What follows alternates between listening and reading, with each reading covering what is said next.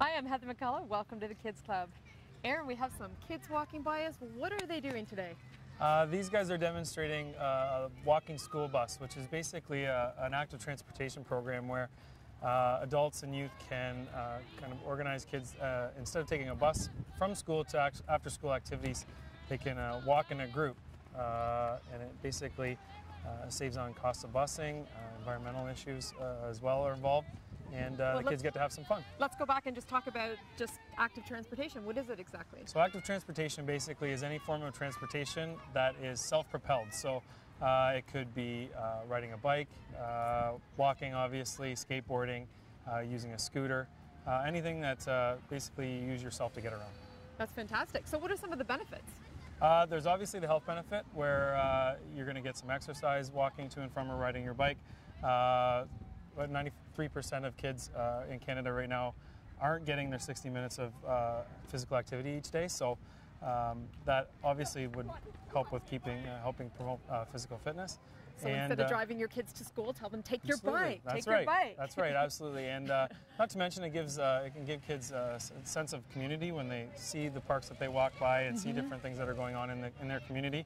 And it also gives them an opportunity to socialize on their way to an activity.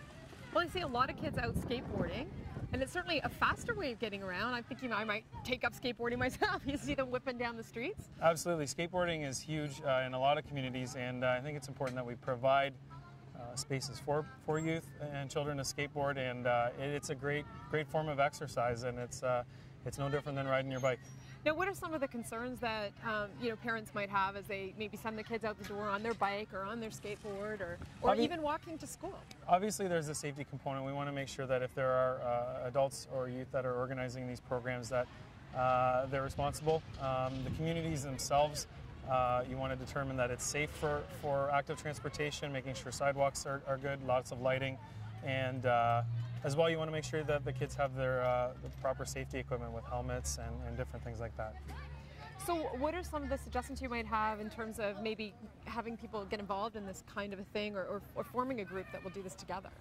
Basically what you want to do is there needs to be community buy-in. So you want to make sure that you have a number of people that are interested in active transportation. And one of the first steps you can take is doing an assessment on the community. So almost a walkability assessment where you can touch on those things and determine how safe the community is, whether they have bike routes, paved trails, things like that. So that would be a good first step.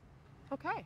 Any other suggestions or ideas? I think the biggest thing would be is just making sure that if you're going to be doing the active transportation, that you're dressed for the weather, and then you have obviously the proper safety attire. Leave the car at home. That's right. Leave the car at home. Leave the car at home. Leave the bus at home too. That's right. Okay. Thanks, Aaron.